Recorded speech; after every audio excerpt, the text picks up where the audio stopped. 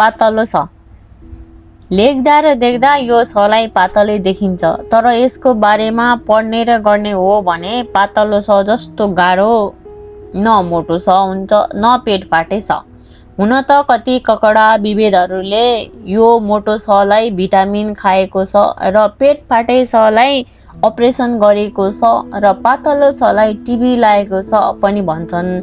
तर यो पातलो छको हाम्रो प्रजातान्त्रिक नेताहरू चाहिँ जता पनि ठिक्क हुने छेपारे प्रवृत्ति देखेर मोटो छ र पेट फाटे छले ढाडिएर टिबी लागेको छ भनेका होलान्। यो मोटो छ शोषक छ हुनुपर्छ भनेर त अड्कल सबैले गर्छन्, तर मेरो विचारमा पक्का पनि यसले पेट फाटे छको रगत चुसेको हुनुपर्छ, नत्र सँगै जन्मिएका साथीहरूमा एउटा चाहिँ मोटा हुने, अर्को चाहिँ दुब्ला हुने, अनि तेस्रो चाहिँ किन अपरेसन गर्नु पर्थ्यो? बुझ्नेलाई यही कुरा गहिरो छ। वास्तवमा भन्ने हो भने कपुरी क देखि ज्ञानी गेसम्ममा पातलो छ मात्र होइन, खन्चुवा ख, गरिब ग, घर नभएको सुकुम्बासी ग, चतुरे च, जनवादी ज, भ्रष्टाचारी भ, कुनै पनि कम छैनन्।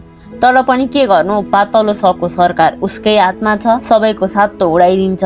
त्यसको रिसले अरू बाँकी कखडाले पातलो छको सरकारको विरोधमा हलगेडी हलाई हडताल गर्न लगाउँछन्, पार्टीपलाई पम्पलेटिङ छर्न लगाउँछन्। तर के गर्नु, मोटो छको शक्ति पनि पातलो छमा छ। पुरा थप अर्को सहायतामा असुल ग्यास छड्छ, सबै हावा नकावा हुन्छन् अनि दावा दावा हुन्छन्। चलाक चरीचुचे च भने पातलो छको सरकारको चाकरी र चाप्लुसी गर्न थाल्छ। अनि के चाहियो? 14 अञ्चल 75 जिल्ला भरि चकै मनपरी, चकै शासन, चकै भाषण, चकै चकचकी। विचार चाकरी नगर्ने खुट्टा झारे झोक्राएर बस्छ, ओठ मिलेको ठ मुख नबोली भित्र पस्छ, हात भाँचेल ब्यान्डेज कसेर बस्छ। अन्याय पनि यतिसम्म हो कि पाजी चको डरले बिचारा नले आफ्नो टाउको निहुराउनु परेको छ। बिचारा छले आफूलाई भएको एउटा छाता पनि उसलाई उडाइदिनु पर्छ। पाजी चले जे भने पनि बिचारा जले जिउ गर्नै पर्छ। त्यसैले शक्तिहीन भएर माओवादी म पनि चुपचाप बसिदिनु पर्छ। तर चुतिया च भने चस्मा लगाई चुरोट खाँदै चम्चाहरू लिएर चन्दा उठाउँदै चेलीहरू च्याउँदै हिँड्छ।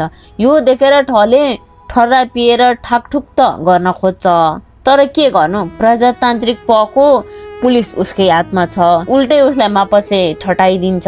उस्तै परे 2-4 महिनाको लागि जेल नै पठाइदिन्छ। हुन त जन्म, कर्म र उमेरको हिसाबले हेर्ने हो भने यहाँ सबै अक्षर बराबर भए तापनि मेरो व्यक्तिगत विचारमा सरकार पातलो छ नै सर्वोपरि, सर्वशक्तिमान र सर्वाधिक प्यारो छ। किनभने आफूलाई बिहान उठ्ने बित्तिकै पातलो छबाट सुरु हुने सुर्ती नभई दिनभरि फुर्ती आउँदैन। त्यसमाथि पनि मैले सधैँ खानुपर्ने चामल, सिन्की, सकरखण्डा, सातु, सुत्नै पर्ने सुकुन, स्वास्नीलाई किनिदिनु पर्ने साडी, सुपाडी सबै पातलै छबाट सुरु भएका छन्। हुन त मैले यसो भन्दा तपाईहरू हामीलाई नभई नहुने चामल, चुरोट, चिउरा, चाउचाउ सबै चबाट निस्किएका छन्। त्यसो भए च ठुलो हो।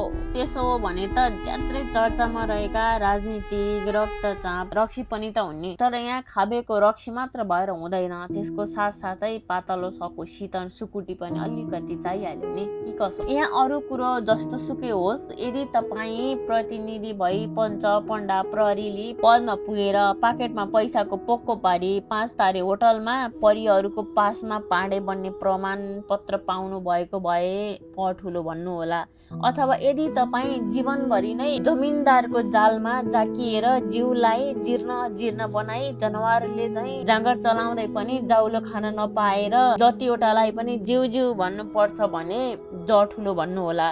यसरी हेर्ने हो भने यहाँ सबै कोही भन्दा कोही कमी छैनन्। तर जे भए पनि मेरो लागि भने पातलो भए पनि छ नै ठुलो छ।